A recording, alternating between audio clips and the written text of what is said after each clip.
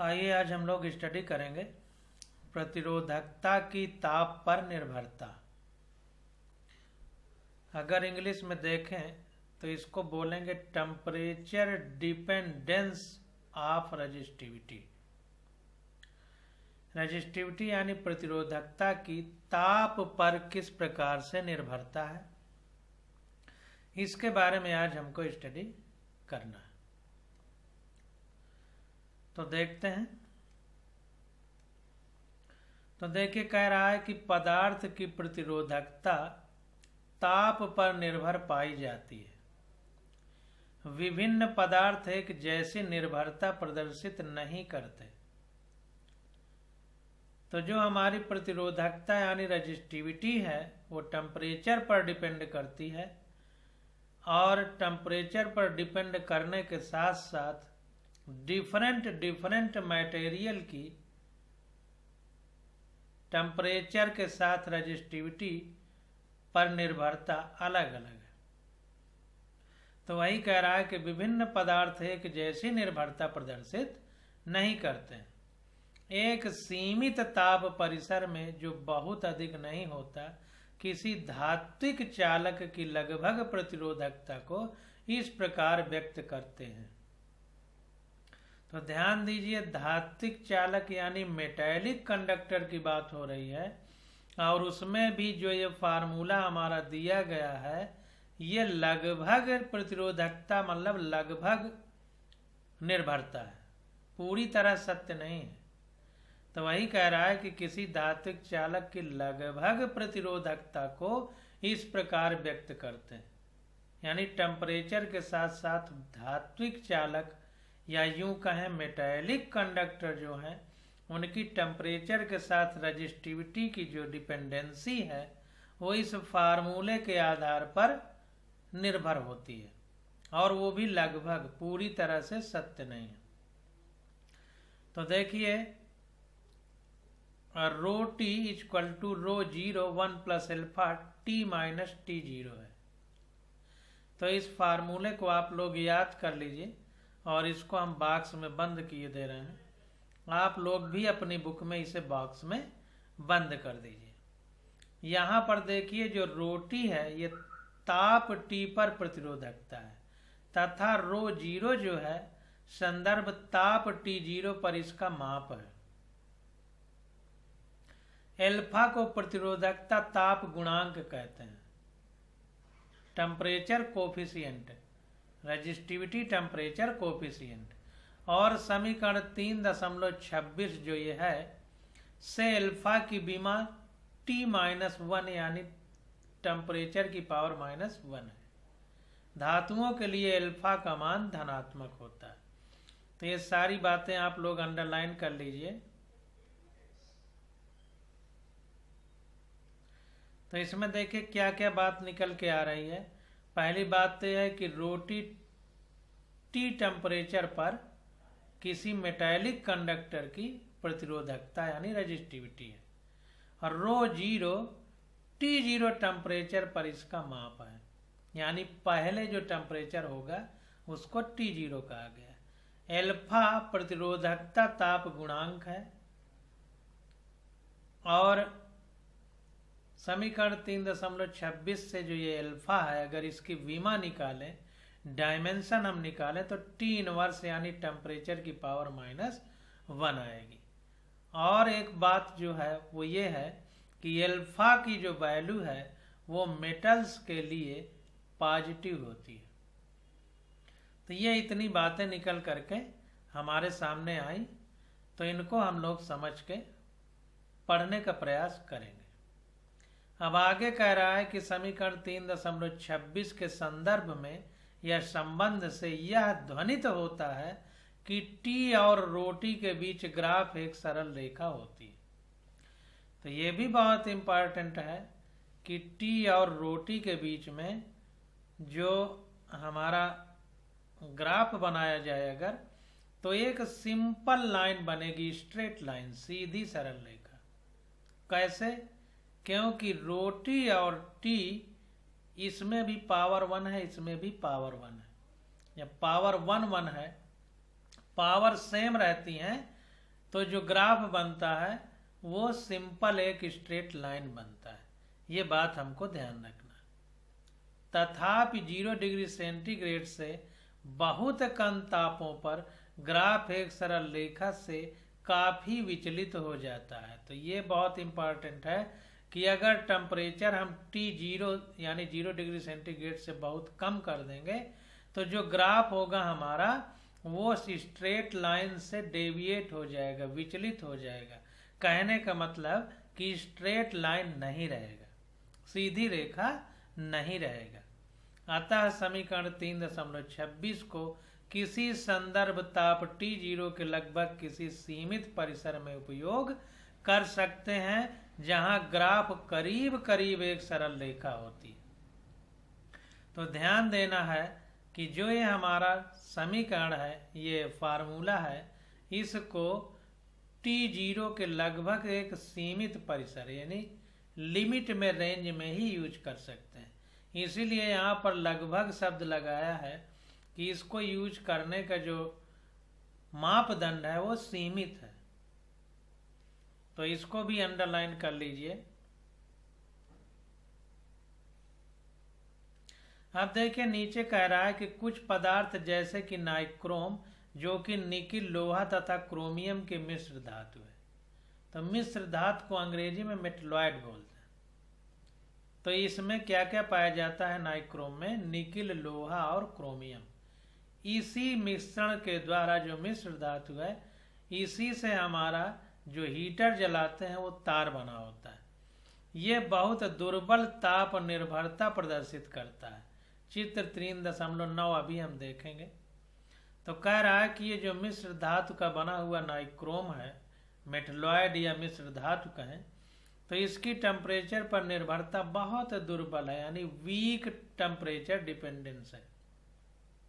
Manganese तथा constantan में भी इसी प्रकार के गुण हैं। चूंकि इनके प्रतिरोध की ताप निर्भरता बहुत कम है, इसलिए ये पदार्थ ताप आबद्ध मानक प्रतिरोधकों के निर्माण में व्यापक रूप से प्रयोग किए जाते हैं। तो इसे भी अंडरलाइन कर लीजिए।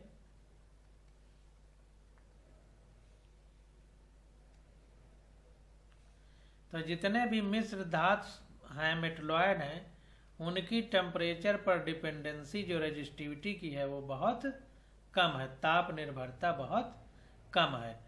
तो नाइक्रोम और कांस्टेंटन, जो कि मैग्नीज तथा कांस्टेंटन में भी इसी प्रकार के गुण है, मैग्नीज में भी, चूंकि इनके प्रतिरोध की ताप निर्भरता बहुत कम है।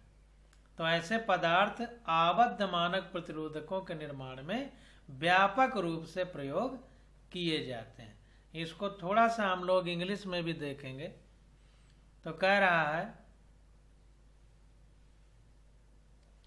तो देखिए कह रहा है कि मैग्नीज, मैंगनीज एंड कांस्टेंटन, ये जो है, these material are thus widely used in the wire bound standard registers. तो जो स्टैंडर्ड रजिस्टर हैं, जिनका कुछ मानक प्रतिरोध है, उसमें इनको यूज किया जाता है। Since their resistance value would change very little with temperature, और इनका जो प्रतिरोध चेंज होने का जो रेंज है वो टेम्परेचर के साथ बहुत कम होता है, यानी ताप के साथ इनका प्रतिरोध बहुत कम चेंज होता है।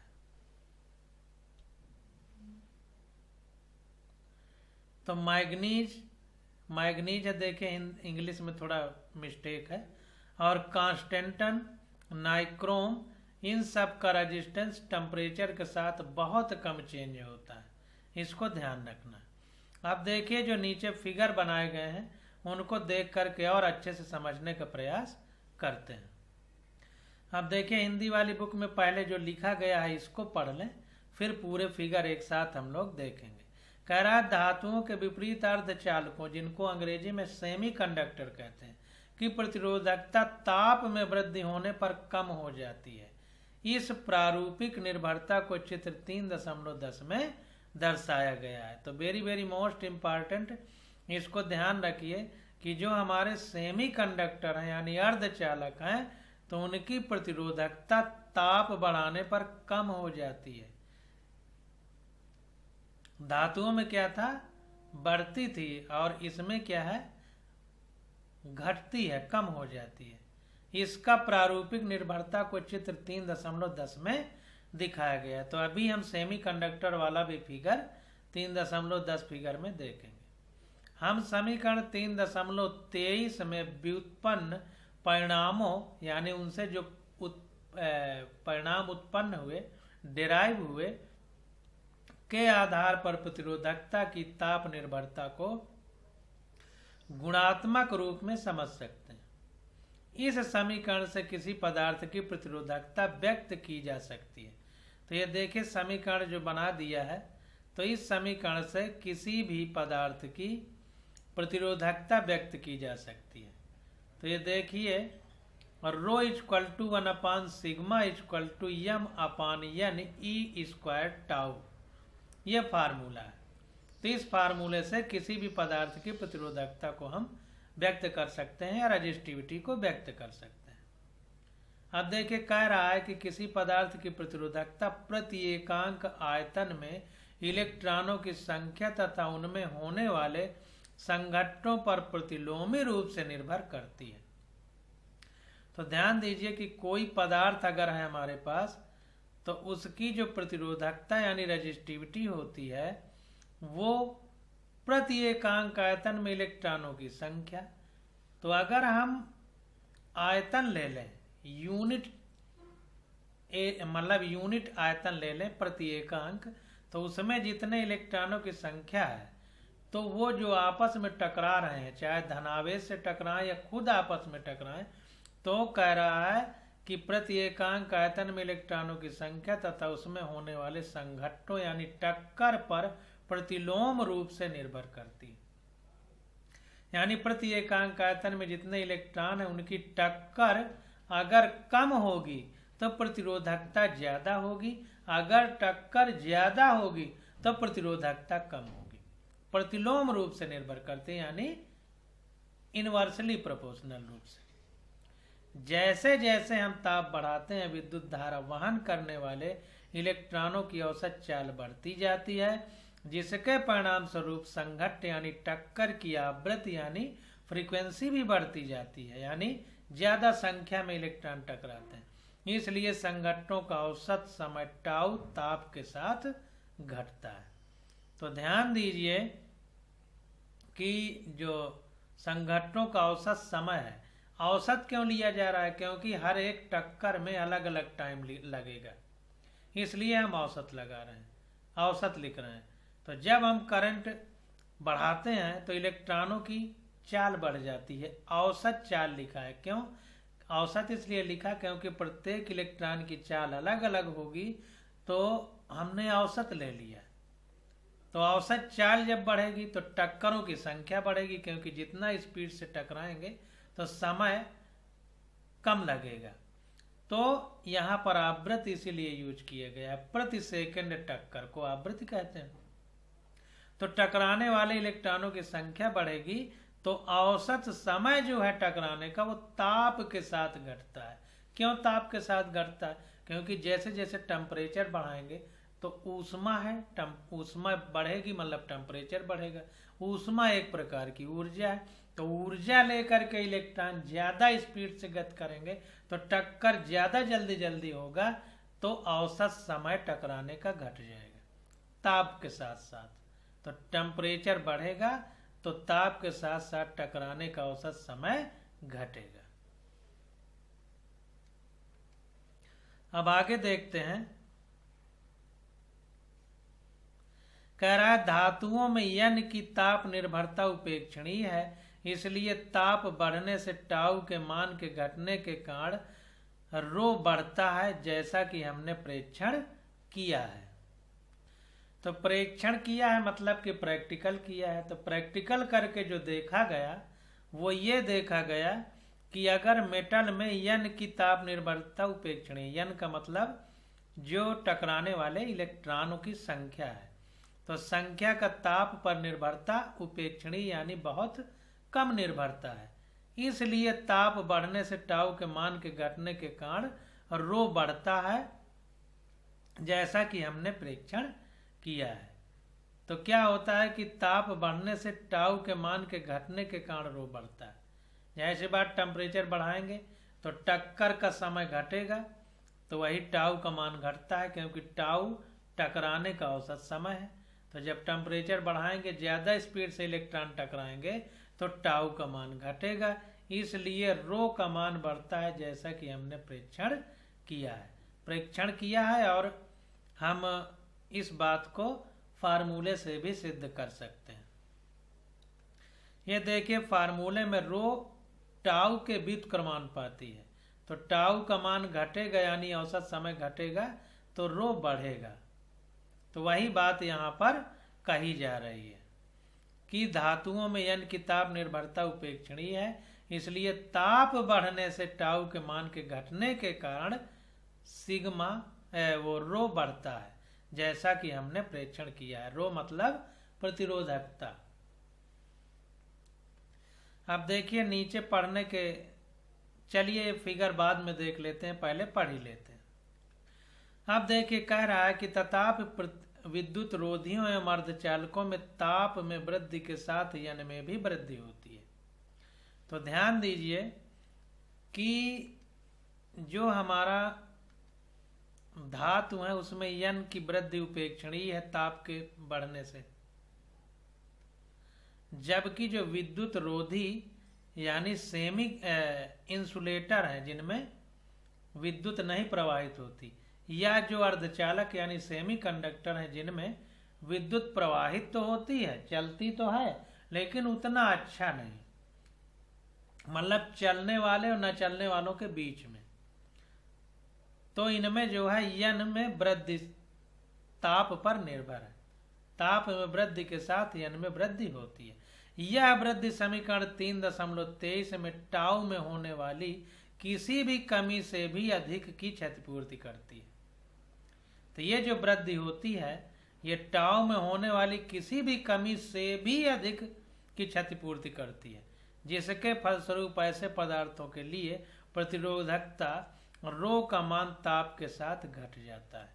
तो इस बात को ध्यान देना है कि जो हमारे सेमी कंडक्टर यानी अर्धचालक हैं या जो इंसुलेटर यानी विद्युत रोधी हैं, उनमें क्या होता है, प्रतिरोधकता का मान ताप के साथ घट जाता है। इसको ध्यान देना। आप देखिए ये फिगर हम लोग देख लेते हैं और पढ़ के समझने का प्रयास करते हैं। तो देखिए ताप T के फलन के रूप में तांबे की प्रतिरोधकता और रो T। तो तांबा हमारा मेटल है, धात्विक चालक है, तो इसमें क्या है, देखिए प्रतिरोधकता y एक्सिस में दिखाई गई है और टेम्परेचर को T में दिखाया गया है। तो ये ग्राफ ऊपर की ओर जा रहा है, इस तरह से लाइन जा रही है, इसका मतलब ये है। और देखिए जीरो से शुरुआत नहीं है, पहले कुछ टेम्परेचर जब दिया गया तब जो है टेम्परेचर देने के पहले ही देखिए जीरो जो बना है, इसका मतलब ये है कि जब टेम्परेचर जीरो रहा होगा तो जीरो से पहले ही कुछ प्रतिरोधकता थी, इसीलिए जीरो से ये ग्राफ नहीं शुरू हुआ है। ये जो नीली लाइन है देखिए जीरो से कुछ ऊपर से शुरू हो रही है। तो कुछ ऊपर से शुरू होना ये बताता है कि टेम्परेचर जब हमने मापना शुरू किया उसके पहले भी कुछ प्रतिरोधकता थी, और जब टेम्परेचर बढ़ाना शुरू किया तो प्रतिरोधकता बहुत तेजी से बढ़ी, क्योंकि ग्राफ ऊपर को जा रहा है। तो ये हमारा मेटल, तांबा हमारा धातु है, तो मेटल के लिए अब देखें यहाँ पर ध्यान दीजिए, ये एब्सोल्यूट टेम्परेचर है कैपिटल T, परम ताप जिसको हिंदी में कहते हैं। अब देखें यहाँ पर परम ताप T के फलन के रूप में नाइक्रोम की प्रतिरोधकता, मिश्र धातु जो मेटलॉयड है उसकी बात हो रही है। तो यहाँ पर देखिए जब हम टेम्परेचर की बात करते हैं तो जब जीरो टेम्परेचर था उसके पहले भी प्रतिरोधकता थी, इससे ज्यादा थी, मेटल से मेटलॉयड यानी मिश्र धातु की ज्यादा थी प्रतिरोधकता। और जब टेम्परेचर बढ़ाना शुरू किया तो एक सीधी रेखा प्राप्त हुई ग्राफ की, मतलब टेम्परेचर और प्रतिरोधकता का जो अनुपात है वो समानुपात है, इसीलिए देखिए सीधी रेखा।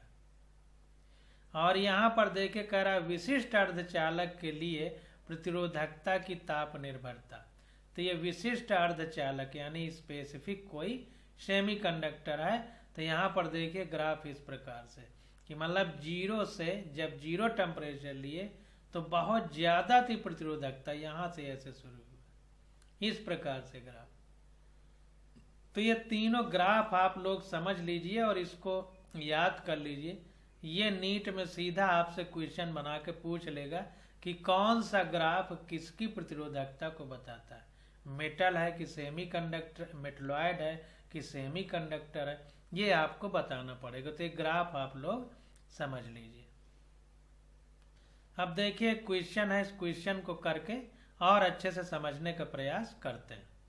कह रहा है किसी विद्युत टोस्टर में नाइक्रोम के तापन अवयव का उपयोग होता है। टोस्टर का मतलब जैसे हीटर होता है, तो उसमें नाइक्रोम का तार यूज किया जाता है। जब इसके एक नगण्य लघु विद्युत धारा प्रवाहित होती है तो कक्ष ताप पर 27 डिग्री सेंटीग्रेड, कक्ष ताप मतलब कमरे का ताप, रूम टेम्परेचर, जो कि 27 डिग्री सेंटीग्रेड होता है, इसका प्रतिरोध 75.3 ओम पाया जाता है। जब इस टोस्टर को 230 वोल्ट आपूर्ति से संयोजित करते हैं तो कुछ सेकंड में प्रतिपथ में 2.68 एम्पियर की स्थायी धारा स्थापित हो जाती है। तो जब टेम्परेचर रूम टेम्परेचर था तो इस नाइक्रोम के तार जो टोस्टर में लगा उसका प्रतिरोध 75.3 ओम था। जब हमने वोल्टेज 230 वोल्ट की सप्लाई से इस टोस्टर यानी यूं कहें हीटर को जोड़ दिया तो परिपथ में प्रति सेकंड यानी सर्किट में प्रति सेकंड 2.68 एम्पियर की स्थायी धारा प्रवाहित स्थापित हो जाती है। स्थायी धारा, नाइक्रोम अवयव का स्थायी ताप क्या है? तो अब हमको बताना है कि जो नाइक्रोम का तार है उसका स्टेबल टेम्परेचर क्या है। नाइक्रोम को सम्मिलित ताप परिसर में प्रतिरोध ताप गुणांक 1.70 × 10⁻⁴ डिग्री सेंटीग्रेड डिग्री प्रति डिग्री सेंटीग्रेड प्रतिरोध ताप गुणांक यानी अल्फा। तो जो जो चीजें दी गई हैं उनको आधार मान करके हम क्वेश्चन को करने का प्रयास करते हैं।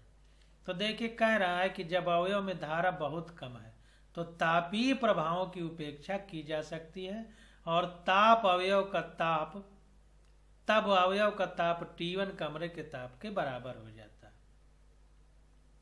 तो जब करंट बहुत कम है इस तार में, नाइक्रोम के अवयव या तार में, फिलामेंट में, तो हम क्या करेंगे कि तापीय प्रभावों को उपेक्षा कर सकते हैं यानी नेग्लेक्ट कर सकते हैं और तब अवयव का टेम्परेचर T1 कमरे के ताप के बराबर हो जाता है। अगर उसमें कोई करंट फ्लो नहीं होगी तो जाहिर सी बात है जो रूम का टेम्परेचर होगा वही टेम्परेचर होगा। तो वही कह रहा है कि जब बहुत कम टेम्परेचर है, जब रूम का टेम्परेचर है तो हमें मान लेंगे कि अवयव में धारा बहुत कम है। ऐसा क्यों मान रहे हैं, जीरो क्यों नहीं मान रहे?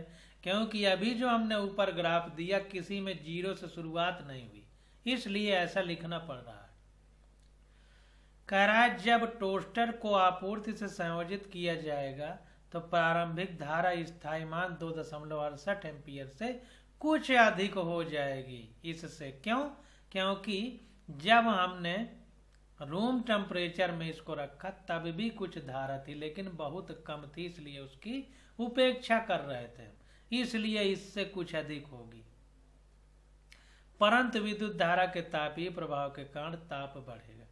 अब चूंकि करंट का फ्लो होता है तो करंट का फ्लो किसी मेटालिक वायर में होता है, तो करंट के फ्लो का मतलब मेटल में इलेक्ट्रॉनों का प्रवाह है। तो इलेक्ट्रॉन जब चलेंगे तो टकराते हुए चलते हैं, जैसा बार बार संघट्ट पुस्तक में लिखा गया। जब टकराएंगे तो कोई चीज किसी से टकराती है तो ऊष्मा उत्पन्न होती है, तो टेम्परेचर उत्पन्न होगा। इसीलिए कह रहा है कि परंतु विद्युत धारा के तापीय प्रभाव के कारण ताप बढ़ेगा। क्यों बढ़ेगा? क्योंकि इलेक्ट्रॉन टकराएंगे। यह प्रतिरोध को बढ़ाएगा, फलस्वरूप परिपथ की विद्युत धारा में कुछ कमी उत्पन्न होगी। क्यों? जब इलेक्ट्रॉन टकराएंगे टेम्परेचर बढ़ेगा, तो जब टेम्परेचर बढ़ेगा तो क्या होगा कि टक्करों की संख्या बहुत ज़्यादा होगी, क्योंकि इलेक्ट्रॉन का वेग बढ़ेगा। तो जैसे जैसे बहुत ज़्यादा इलेक्ट्रॉनों की संख्या बढ़ेगी टकराने की, तो टक्कर के कारण करंट का वेग कम हो जाएगा। क्योंकि इलेक्ट्रॉन बहुत ज़्यादा संख्या में जब हो जाएंगे तो आगे भागने में बहुत ज़्यादा संख्या रहेगी, तो स्पीड उतना नहीं बन पाएगी, क्योंकि जगह भी तो चाहिए। इसको इस तरह समझिए कि जैसे मेला में भगदड़ मच जाए तो आप कम तेज भाग पाएंगे, और अकेले भागेंगे तो ज़्यादा तेज भाग पाएंगे, क्योंकि मेला में लोगों से टकराते हुए भागेंगे। वही हाल इलेक्ट्रॉनों का हो जाएगा। कुछ सेकंड में स्थायी अवस्था प्राप्त हो जाएगी तथा ताप और नहीं बढ़ेगा। तो कुछ सेकंड में क्या होगा कि एक स्टेबल कंडीशन बन जाएगी और टेम्परेचर और ज़्यादा नहीं बढ़ेगा। क्यों? क्योंकि इलेक्ट्रॉनों के टकराने और करंट का जो बहने का फ्लो है वो स्टेबल हो जाएगा। अवयव का प्रतिरोध तथा आपूर्ति से ली गई विद्युत धारा दोनों स्थायी मान प्राप्त कर लेंगे। तो अवयव का प्रतिरोध यानी रेजिस्टेंस तथा आपूर्ति में जो विद्युत धारा जो अभी हमने बताया। अब देखिए, रेजिस्टेंस प्रतिरोध का मतलब इलेक्ट्रॉनों के प्रवाह में रुकावट, और इलेक्ट्रॉनों का प्रवाह ही विद्युत धारा है मेटल के लिए, धातु के लिए। तो उसमें रुकावट यानी करंट में रुकावट, तब भी प्रतिरोध। प्रतिरोध का मतलब अवरोध है। अवरोध और प्रतिरोध दोनों अलग शब्द कैसे हैं? अवरोध का मतलब रुकावट और प्रतिरोध का मतलब रुकावट ये भी है, लेकिन विरोध करना, रोक न पाना। और रुकावट, अवरोध जो है वो रोक देता है। ध्यान दीजिए, जैसे कि फाटक बंद हो तो ये अवरोध है, ठीक ना, क्योंकि अब गाड़ी अंदर नहीं जा पाएगी। लेकिन फाटक पूरा खुला ना हो, गाड़ी दिक्कत से जाए, तो ये प्रतिरोध है। तो करंट तो जाएगा लेकिन दिक्कत से, इसलिए प्रतिरोध लिखा गया है, अवरोध नहीं। अवरोध का मतलब अवरुद्ध हो जाना, बंद हो जाना। तथा आपूर्ति से ली गई विद्युत धारा दोनों स्थायी मान प्राप्त कर लेंगे। तब स्थायी ताप T2 पर प्रतिरोध R2 का मान, तो R2 इक्वल टू, अब V इक्वल टू IR होता है,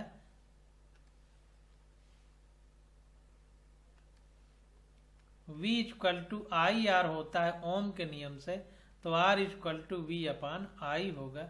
तो V 220 वोल्ट हमको दिया है और करंट I 2.68 एम्पियर, तो ये R2 आ गया 85.8 ओम। ये R2 निकल के आ गया। अब R2 equal to R1 1 plus alpha T2 minus T1, ये फार्मूला है का उपयोग संबंध। एल्फा हमको यहाँ पर दे दिया है 1.70 इंटू 10⁻⁻⁴ प्रति डिग्री सेंटीग्रेड के साथ करने पर हमें प्राप्त होता है। अब इसको सारी वैल्यू को फार्मूले में रखेंगे तो हमको ये मान प्राप्त हो जाएगा। T2 minus T1 equal to, ये पूरा इधर चला जाएगा तो ये R2 अपान R1 हो जाएगा और ये इतना नीचे आ जाएगा। तो T2 minus T1 equal to, अब ये वैल्यू रखेंगे ये वाली, तो 85.8। ये देखिए माइनस है जो वहाँ पर कामा जैसे लगा है, हिंदी वाली बुक में सही कर लीजिए, ये माइनस है। तो 85.8 माइनस 75.3 बटे 75.3 गुणे 1.70 इंटू 10⁻⁻⁴। ये इसी को सिंपल कर लेना है, तो T2 माइनस T1 बाकी सब इधर आ जाएगा, तो ये आ जाएगा 820 डिग्री सेंटीग्रेड सॉल्व करने पर। तो T2 बराबर हो जाएगा 820 प्लस रूम का टेम्परेचर कितना है 27 डिग्री सेंटीग्रेड। अभी हमने ऊपर पढ़ा है, ये देखें 27 डिग्री सेंटीग्रेड। तो T2 जब निकालेंगे तो T1 ये इधर आएगा तो जुड़ जाएगा, तो ये T1 प्लस में आ गया और T1 की वैल्यू 27 डिग्री सेंटीग्रेड है, तो वैल्यू रख दिया तो जुड़ के आ गया 827 डिग्री सेंटीग्रेड। इस प्रकार ताप अवयव यानी टेम्परेचर को कंपोनेंट का ताप जब धारा के कारण तापीय प्रभाव प्रतिवेश में हुए ऊष्मक्षय के बराबर है 847 डिग्री सेंटीग्रेड। तो धारा के कारण यानी करंट के कारण जो टेम्परेचर का इफेक्ट है वो जो ऊष्मा का क्षय हो रहा है यानी हीट लॉस हो रहा है उसके बराबर है। तो उस समय टेम्परेचर कितना है 847 डिग्री सेंटीग्रेड। तो इस प्रकार से हम लोग क्वेश्चन को सॉल्व करेंगे। अब देखिए क्वेश्चन नंबर 3.4 आ जाता है। कह रहा है कि प्लेटिनम प्रतिरोध तापमापी के प्लेटिनम के तार का प्रतिरोध हिमांक पर 5 ओम तथा भाप बिंदु पर 5.323 ओम है। हिमांक मतलब फ्रीजिंग पॉइंट, हिम अंक, हिम मतलब बर्फ, बर्फ जिस टेम्परेचर पर जमती है उस पर प्रतिरोध 5 ओम है। और भाप बिंदु मतलब बॉइलिंग पॉइंट, जिस बिंदु पर भाप बनने लगती है यानी पानी उबलने लगता है उस पर 5.23 ओम है। जब तापमापी यानी थर्मामीटर को किसी तप्त ऊष्मक में प्रविष्ट कराया जाता है तो प्लेटिनम के तार का प्रतिरोध 5.795 ओम हो जाता है।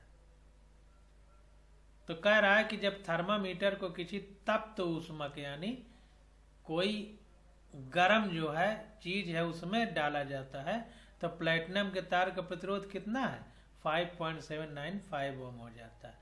तो ऊष्मक का ताप परिकलित कीजिए यानी ये तप्त ऊष्मक जो है इसका हमें प्रतिरोध बताना है।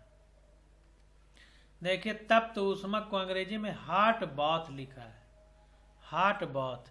तो हॉट बाथ का टेम्परेचर हमको बताना है। तो जो जो दिया है उसको लिखते हैं। तो हिमांक मतलब बर्फ हमारी 0 डिग्री सेंटीग्रेड पर जमती है तो इसलिए R0 की वैल्यू 5 ओम लिखा है। और भाप हमारी पानी 100 डिग्री सेंटीग्रेड पर उबलता है इसलिए R100 = 5.23 ओम लिखा है। और ये जो प्रतिरोध है ये प्लेटिनम के तार का हॉट बाथ में डालने पर है तो ये टेम्परेचर हमको नहीं पता है इसलिए RT = 5.795 ओम लिखा है। अब T वही फार्मूला फिर लगाना है। RT बराबर R0 1 + अल्फा T2 - T1 ये वाला RT का है या R2 का है। R2 बराबर R1 1 + अल्फा T2 - T1, ये RT बराबर R0 1 + अल्फा T2 - T1। तो जब ये फार्मूला लिखेंगे तो T बराबर हो जाएगा इसको सिंपल करने पर RT - R0 / R100 - R0 × 100 हो जाएगा क्योंकि यहाँ पर लिखा है RT बराबर R0 1 + अल्फा T। तो RT बराबर R0 1 + अल्फा T, इसको सिंपल करेंगे तो T बराबर RT - R100 / R100 - R0 × 100। अब यहाँ पर देखिए RT, इसको R0 को इधर लाएंगे तो RT - R0 बराबर 1 + अल्फा T। तो 1 + अल्फा T यहाँ होगा तो उसकी जगह ये RT - R0 लिख दिया है। और इधर जो T का गुणांक होगा उसकी जगह R100 - R0 लिख दिया है। तो इसको समझने का प्रयास करिए। और कुछ बात समझ में ना आए तो सीधी सीधी बात यह है इस फार्मूले को याद कर लीजिए क्योंकि डायरेक्ट पूछा जाएगा। दोनों फार्मूले आप लोग याद कर लीजिए क्योंकि एनसीईआरटी में देखिए डायरेक्ट लिखे गए हैं, डिराइव नहीं किए गए। तो अब ये T बराबर हो जाएगा RT हमारा इतना है माइनस R0 हमारा इतना है अपान R100 - R0 तो ये 100 में इतना है माइनस R0 इतना है गुणे 100 करना है। सीधी सीधी बात। इस फार्मूले से इसका नहीं मतलब ये अलग फार्मूला है, इसको अलग से आप याद ही कर लीजिए। तो इसको जब सॉल्व करेंगे तो आ जाएगा 345.65 डिग्री सेंटीग्रेड, ये टेम्परेचर आ जाएगा। तो इस प्रकार से हम लोग क्वेश्चन को सॉल्व करेंगे, इस प्रकार से हम लोग क्वेश्चन को सॉल्व करेंगे। अब आगे आ जाता है विद्युत ऊर्जा और शक्ति। तो विद्युत ऊर्जा और शक्ति इसकी स्टडी हम लोग अगले लेक्चर में करेंगे। आज बस यहीं तक।